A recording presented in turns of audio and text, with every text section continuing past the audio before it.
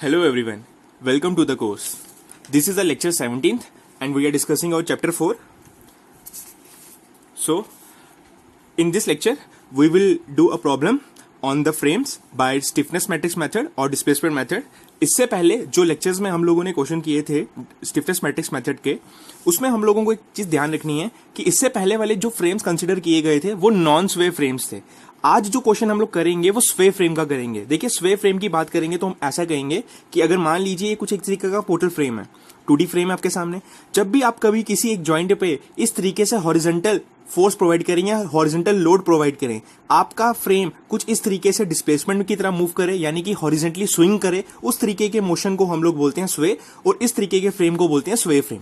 तो इन फ्रेम्स को displacement method से कैसे सॉल्व करेंगे आज हम इस लेक्चर में सीखेंगे. ओके, तो स्टार्ट करेंगे. ये क्वेश्चन हमारे सामने दिए रखा है. हमारे पास यहाँ पे दो कॉलम है ए बी सी डी और एक बीम है बी सी, जिसपे लोडिंग दे रखा है. एक यूडीएल लोड है हमारे बीम के ऊपर और कॉलम्स के ऊपर पॉइंट लोड है. इनका मोमेंट ऑफ इनर्शिया 4i है, 4i है, आई है, और ये इनके स्पैन्स दिए हुए हैं.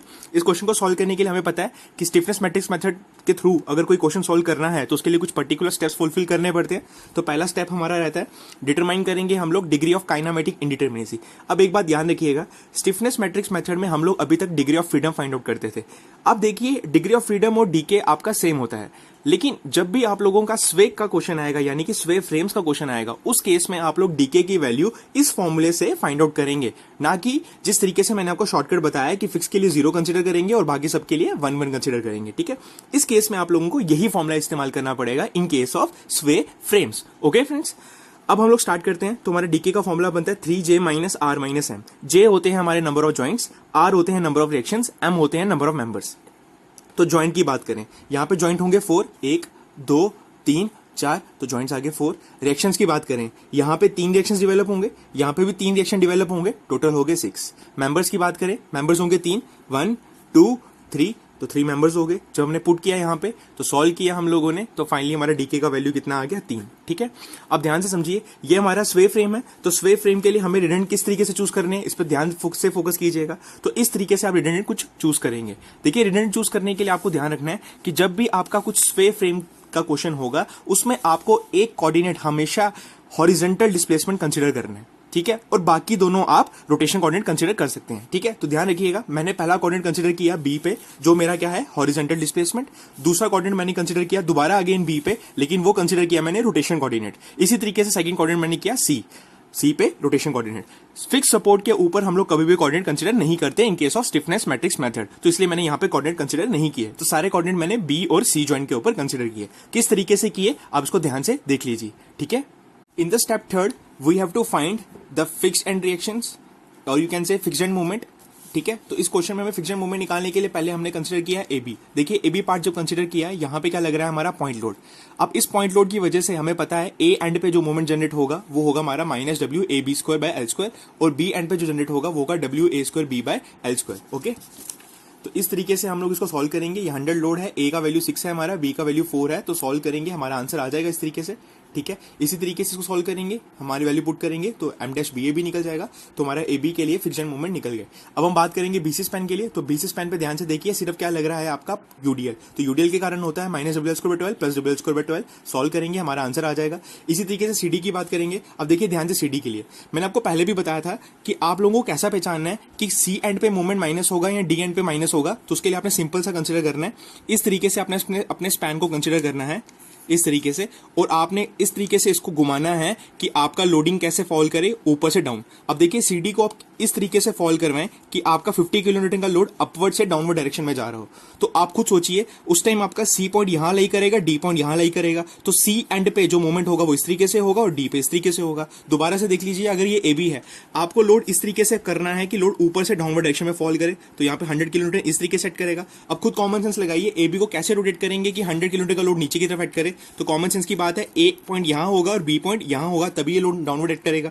तो यहां पे बन जाएगा हमारे इस तरीके से मोमेंट और यहां पे इस तरीके से. तभी हमारा ए पे एंटी क्लॉक है तो इसे नेगेटिव लिया है, बी पे क्लॉक है तो पॉजिटिव लिया है, देख सकते हैं. इसी तरीके से सीडी पे भी क्या होगा, सी पे एंटी क्लॉक रहेगा, डी पे क्लॉक रहेगा. तो यहाँ पे हमारा कंसिडर करेंगे माइनस का और प्लस का, और ये वैल्यूज हम लोग निकाल लेंगे. ठीक है, स्टेप नंबर 4 हमारा रहता है पी डैश फोर्सेस निकालना. पी डैश फोर्सेस हमारी यहाँ पे 3 निकलेंगे क्योंकि 3 कोऑर्डिनेट है, P dash 1 P-2 and P-3. Okay, अब देखिए यहाँ पे बहुत इंपॉर्टेंट पॉइंट है. देखिए यानी कि P-1 यहाँ पे, P-2, P-3। P-1 देखिए, जब P- की बात करते हैं तो P- हमारा होता है कि हमारा स्पैन पे जो भी लोड लग रहा है उसके कारण हमारा कोऑर्डिनेट के ऊपर कितना रिस्ट्रेंट मोमेंट या रिस्ट्रेंट फोर्स डेवलप हो रहा है उसका वैल्यू। ओके, तो देखिए यहाँ पे कोऑर्डिनेट 1 हमारा हॉरिजॉन्टल डिस्प्लेसमेंट है, और सेकंड हमारा रोटेशन है, और थर्ड भी हमारा रोटेशन है। यानी कि हमें जब P1 डैश का वैल्यू निकालना है तो हमें यह चेक करना है इस कोऑर्डिनेट को रिस्ट्रेन करने के लिए कितना डिस्प्लेसमेंट यहां पे जनरेट हो रहा है बी एंड के ऊपर। ठीक है, इसी तरीके से हम चेक करेंगे कि सेकंड कोऑर्डिनेट जानना है तो हम चेक करेंगे कितना रिस्ट्रेन मूवमेंट यहां डेवलप हो रहा है। तो देखिए, जब भी रिस्ट्रेन की बात, मूवमेंट की बात करेंगे तो हम अपना मूव करेंगे फिक्शन मूवमेंट की तरफ। यानी कि सेकंड कोऑर्डिनेट की बात करें तो सेकंड कोऑर्डिनेट हमारा ये बताएगा, ये रोटेशन कोऑर्डिनेट है तो रोटेशन कोऑर्डिनेट हमारा ये बताएगा कि बी एंड के ऊपर नेट रिस्ट्रेन मूवमेंट कितना है, यानी कि नेट फिक्स्ड एंड मोमेंट कितना है। तो वो हो जाएगा हमारा M-BA प्लस M-BC। ओके, तो M-BA प्लस M-BC। इसी तरीके से थर्ड निकालेंगे तो थर्ड यानी कि इसी पे रोटेशन कोऑर्डिनेट है तो यानी कि मोमेंट निकालना पड़ेगा, तो वो हो जाएगा M-CB प्लस M-CD। ठीक है, तो इस तरीके से हमारा M-CB प्लस M-CD निकल जाएगा। अब हम लोग क्या करेंगे, P-1 निकालेंगे। तो देखिए, P-1 निकालने के लिए हमें चेक करना पड़ेगा कि बी जॉइंट के ऊपर नेट रिस्ट्रेंट रिएक्शन कितना डेवलप हुआ है, क्योंकि ये क्या है, डिस्प्लेसमेंट कोऑर्डिनेट। अब एक बात ध्यान से समझिएगा, जब भी आप लोग बी जॉइंट पे लोड लगाएंगे तो ये फ्रेम आपका कुछ इस तरीके से स्वे करेगा। अगर आप ध्यान से देखें, ए स्टार्टिंग में यहां था, बी यहां है, सी यहां है, डी यहां है। जब ये स्वे फ्रेम करेगा, यानी कि फ्रेम आपका स्वे करेगा, तो बी एंड उड़ के यहां आ जाएगा और सी एंड उड़ के यहां आ जाएगा। अगर आप ध्यान से देखें, यहां पे ए बी अपनी पोजीशन से डिस्प्लेस किया है, सी डी अपनी पोजीशन से डिस्प्लेस किया है, लेकिन बी सी अपनी पोजीशन से डिस्प्लेस नहीं किया। यानी कि आप बोल सकते हैं वो हॉरिजॉन्टली मूव किया है लेकिन अपवर्ड डाउनवर्ड मूव नहीं किया है। यहां पे ए बी अपनी पूरी पोजीशन से रोटेट करता हुआ आगे चला गया है, डिस्प्लेस करता हुआ आगे चला गया है, सी डी भी आगे जा चुका है। यानी कि जब भी आपका किसी भी जॉइंट पे लोड लगता है तो उसके कारण दोनों कॉलम्स आपके डिस्प्लेस करते हैं। यानी कि अगर आप लोग P-1 फाइंड आउट कर रहे हैं तो आपको ये दोनों जगह पे फाइंड आउट करना पड़ेगा कि बी के ऊपर कितना रिस्ट्रेन रिएक्शन डेवलप हुआ और सी के ऊपर। ठीक है, तो इसलिए ध्यान रखना है, जब भी आप कोऑर्डिनेट यहां पे डिस्प्लेसमेंट कंसीडर करेंगे, हॉरिजॉन्टल डिस्प्लेसमेंट, तो आपको इन दोनों एंड के ऊपर हॉरिजॉन्टल रिएक्शन कंसीडर करना पड़ेगा। तो इसलिए हम लोग इन दोनों एंड्स के ऊपर हॉरिजॉन्टल रिएक्शन निकालेंगे। ठीक है, अब देखिए यहां पे जब बात करेंगे तो पहले हम लोग लेंगे एबी स्पैन। तो एबी स्पैन में देख रहे हैं इस तरीके से, और यहां पे लेंगे सीडी स्पैन। पहले मैं बात करूंगा एबी स्पैन की। तो देखिए यहां पे M-AB है हमारा -96। ठीक है, तो मैं थोड़ा कुछ इस तरीके से इसको रोटेट कर लेता हूं। -96 यानी कि एंटी क्लॉक, तो यहां पे रोटेट कर दिया। इसी तरीके से आप BA पे चेक करेंगे, +144, तो यहां पे क्लॉक रोटेट कर लिया तो वैल्यू आ गई 144। ये दोनों हमारे आगे फिक्स्ड मूवमेंट। अब इसी तरीके से AB के ऊपर हमारा क्या लग रहा था, एबी के ऊपर हमारा लग रहा है 100 किलोमीटर का लोड, तो मैंने 100 किलोमीटर का लोड लगा दिया, और ये 6 मीटर, ये 4 मीटर। अब ध्यान से देखिएगा, ये 80 किलो न्यूटन आपका कोई रिस्ट्रेन रिएक्शन डेवलप नहीं करेगा, क्योंकि ये 80 किलो न्यूटन डायरेक्टली कोऑर्डिनेट के ऊपर लग रहा है, तो ये हमारा पी मोमेंट्स में डेवलप होगा, ना कि पी डैश फोर्सेज में। ओके, तो 80 किलो न्यूटन को हम लोग बिल्कुल भी यहां पे कंसिडर नहीं करेंगे। तो यहां पे हमने कुछ इस तरीके से बना लिया। अब कॉमन सेंस की बात है, अगर लोड यहां से आ रहा है तो दोनों जगह हॉरिजॉन्टल रिएक्शन डाउनवर्ड डायरेक्शन से ऊपर जाएगा, यानी कि HA यहां लगेगा, HB यहां लगेगा। तो यहां पे हम लोग हॉरिजॉन्टल रिएक्शंस को कर लेते हैं बराबर, तो HA प्लस HB आ जाएगा 100 के बराबर। इसी तरीके से मोमेंट अक्रॉस A0 करेंगे, जब A0 करेंगे तो HB का वैल्यू कितना आ जाएगा, 64.8 किलो न्यूटन। अब ये वैल्यू पॉजिटिव आई है, यानी कि आपने जो HB का डायरेक्शन माना है बिल्कुल सही माना है, जो कि आपका इस डायरेक्शन में है। इसी तरीके से हम लोग CD कंसिडर करेंगे। जब हम CD स्पैन कंसिडर करेंगे तो देखिए यहाँ पे MCD का वैल्यू है -24। ठीक है, तो यहाँ पे वैल्यू एंटी क्लॉक बना दी -24। ये वैल्यू है +36, तो यहाँ पे क्लॉक बना दी +36। ठीक है, अब ये लोड किस तरीके से सेट कर रहा है सीडी का, इस तरीके से 50 किलो न्यूटन का, तो ये बना दिया। अब इसको बैलेंस करने के लिए रिएक्शन हमारे अपवर्ड लगने चाहिए, तो HC/AD का रिएक्शन हमने यहाँ मान लिया। ठीक है, अब हमें यहाँ पे HC का वैल्यू चाहिए, तो HC का वैल्यू निकालने के लिए हम लोगों ने पहले हॉरिजॉन्टल रिएक्शन जीरो कर लिया, उसके बाद मोमेंट अक्रॉस D0 किया, तो HC का वैल्यू मिल गया। अब ये वैल्यू पॉजिटिव आया है, यानी कि बिल्कुल सही माना है डायरेक्शन, तो ये डायरेक्शन क्या है, इस तरफ। अब देखिए P1 डैश का वैल्यू निकालना है, तो यानी कि हमें इस एंड के ऊपर रिस्ट्रेन रिएक्शन चाहिए, इस पे भी और इस पे भी, यानी कि दोनों जगह रिएक्शन लेने पड़ेंगे। अब यहाँ पे हॉरिजॉन्टल रिएक्शन क्या है, इस डायरेक्शन में, यहाँ पे हॉरिजॉन्टल रिएक्शन क्या है, इस डायरेक्शन में। हमारा कोऑर्डिनेट किस डायरेक्शन में है, इस डायरेक्शन में, कोऑर्डिनेट हमारा इस डायरेक्शन में, तो ये कोऑर्डिनेट डायरेक्शन के अगेंस्ट है, इसलिए मैंने कंसीडर कर लिया -64.8, और ये कोऑर्डिनेट डायरेक्शन के फेवर में है, तो इसलिए हमने कंसीडर कर लिया +17.6। जब इसका नेट सम लिया तो P1 डैश हमारा फाइनली फाइंड आउट हो गया। P2 डैश P3 डैश कैसे निकालेंगे मैंने आपको बता दिया। ओके, अब हम मूव करते हैं नेक्स्ट स्टेप की तरफ।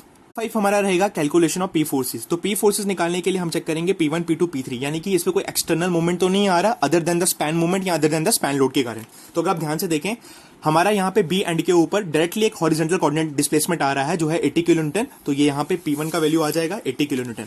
देखिए जिस डायरेक्शन में हमने कोऑर्डिनेट माना था उसी डायरेक्शन में 80 किलो न्यूटन लग रहा है, इसलिए इसको पॉजिटिव कंसीडर कर लिया।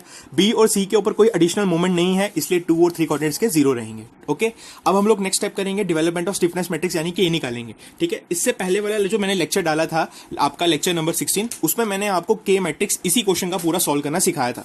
तो आप पहले इससे पहले के मैट्रिक्स का अगर आपको नहीं समझ में आएगा तो आप उस लेक्चर को देख लीजिए, वहां से आपको पता चल जाएगा के मैट्रिक्स मैंने किस तरीके से बनाया। बिल्कुल सेम क्वेश्चन था के मैट्रिक्स बनाने का, तो प्लीज आप वहां पे प्रोसीजर देख लीजिए पूरा।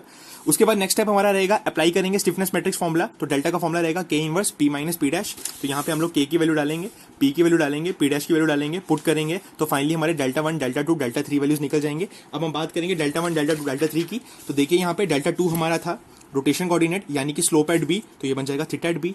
डेल्टा सी हमारा है रोटेशन कोऑर्डिनेट एट सी, तो ये बन जाएगा हमारा थीटा सी। लेकिन डेल्टा 1 की बात करते हैं, डेल्टा 1 है हमारा डिस्प्लेसमेंट कोऑर्डिनेट। तो डिस्प्लेसमेंट कोऑर्डिनेट को हम हमेशा कंसीडर करेंगे डेल। क्या कंसीडर करेंगे? डेल, यानी कि यहाँ पे डिस्प्लेसमेंट लगाने के कारण हमारा ए बी पार्ट भी डिस्प्लेस करेगा और सी डी पार्ट भी डिस्प्लेस करेगा। तो ये डिस्प्लेसमेंट हमारी ए बी में भी कंसिडर होगी और डिस्प्लेसमेंट हमारी सी डी पार्ट में भी कंसिडर होगी। ठीक है, अब हम लोग इनकी मदद से स्लोप डिफ्लेक्शन इक्वेशन निकाल के अपने फाइनल मोमेंट्स निकालेंगे। तो फाइनल मोमेंट्स निकालने के लिए हमें स्लोप डिफ्लेक्शन इक्वेशन लगाना पड़ेगा। तो ये ए बी स्पैन के लिए हमने लगाया स्लोप डिफ्लेक्शन इक्वेशन।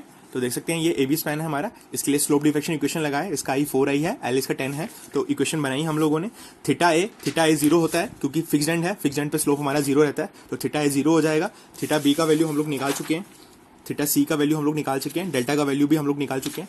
ठीक है, तो सिंपली हम यहाँ पे पुट कर देंगे values theta A, theta B minus C delta by. हमें पता है डेल्टा का वैल्यू यहाँ डालना पड़ेगा क्योंकि ए बी पार्ट हमारा स्वे में गया था, क्योंकि हमें पता है सिर्फ ए बी पार्ट इफेक्ट होता है और सी डी पार्ट इफेक्ट होता है, बीसी में कोई इफेक्ट नहीं पड़ता है। ठीक है, बीसी सिर्फ हॉरिजॉन्टली मूव किया है लेकिन ए बी अपनी पोजीशन से ही डिस्प्लेस हो गए हैं पूरी। ठीक है, तो यहाँ पे हम बात करेंगे तो इस तरीके से हम लोग एम ए बी निकाल लेंगे, दोबारा एम डैश बी ए निकालेंगे, वैल्यूज पुट करेंगे delta theta A theta B की, तो अपनी वैल्यू निकल जाएगी। जब बीसी की बात करेंगे तो यहाँ पे हमारा डेल्टा क्या बिहेव करेगा 0, क्योंकि यहाँ पे कोई भी सिंकिंग नहीं हुआ है, कोई भी डिस्प्लेसमेंट नहीं हुआ है, क्योंकि ये हमारा बीम है। बीम के ऊपर हमारा displacement in the form of vertical direction में देखा जाता है और कॉलम में डिस्प्लेसमेंट हमारा in the form of horizontal direction में देखा जाता है। ओके, तो यहाँ पे कुछ भी डिस्प्लेस नहीं हुआ है इसलिए डेल्टा 0 रहेगा। एमसीबी का भी डेल्टा 0 रहेगा, एमसीडी के लिए भी डेल्टा का वैल्यू डालना पड़ेगा। थीटा सी हमारे पास है, थीटा डी 0 रहेगा क्योंकि फिक्स्ड एंड है, स्लोप 0 हो जाएगा। तो इसी तरीके से हमारे फाइनल मोमेंट्स निकल जाएंगे। अब आप चेक कर सकते हैं एमसीबी एमसीडी का वैल्यू सेम है, एमबीए एमबीसी का वैल्यू सेम है, तो ये आपका चेक हो गया। अब इसी तरीके से हम लोग इसकी बेंडिंग मोमेंट डायग्राम बनाएंगे। तो बेंडिंग मोमेंट डायग्राम बनाने के लिए पहले हम चेक करेंगे ए बी पार्ट। तो ए बी पार्ट में हमारा पॉइंट लोड लग रहा है, इस 100 की वजह से हमें पता है ट्राइंगल होता है जिसका फॉर्मुला होता है W A B by L. Solve करेंगे आंसर आ जाएगा 240। बीसी में हमारा क्या लग रहा है यूडीएल, यूडीएल के कारण हमें पता है क्या होता है parabola, W L square by, solve करके आंसर आ जाएगा दैट इज 375। इसी तरीके से सीडी पार्ट को सॉल्व करेंगे, यहाँ पे 50 का लोड लग रहा है तो इसकी वजह से भी ट्राइंगल बनेगा, फॉर्मुला रहेगा W A B by L क्योंकि इसेंट्रिक लोडिंग है। तो सॉल्व करके हमारा आंसर आ जाएगा 60। ठीक है, अब हम इन मोमेंट्स की वैल्यू को सब्स्टिट्यूट करके अपनी नेट बेंडिंग मोमेंट डायग्राम बनाएंगे। ओके, तरीके से इसका नेट बेंडिंग मोमेंट डायग्राम बनाएगा। सिंपल से देख सकते हैं एम ए बी के ऊपर आपका मोमेंट जो डेवलप हुआ है वो है -248.6। तो आप यहाँ पे ए पे खड़े हो जाएंगे, माइनस यानी कि एंटी क्लॉक, तो उसको एंटी क्लॉक रोटेट करेंगे। तो एंटी क्लॉक रोटेट करने के बाद जब आप चेक करेंगे तो उसका मूवमेंट आउटवर्ड डायरेक्शन में मूव हो रहा है तो उसको बाहर की तरफ बना देंगे। इसी तरीके से एम बी ए का चेक करेंगे, 85.7 प्लस का है तो बी पे खड़े हो जाएंगे, क्लॉक में घुमाएंगे तो उसको डायरेक्शन बाहर की तरफ मिल रहा है तो ये हो जाएगा 85.7 बाहर की तरफ। तो फाइनली ज्वाइन करेंगे और ये ऑर्डिनेट आप लोग फाइंड आउट कर लेंगे। इसी तरीके से आप लोग बाकियों की मूवमेंट चेक करेंगे तो इस तरीके से बेंडिंग मूवमेंट डायग्राम बना सकते हैं। ठीक है, okay guys, thank you for watching this video.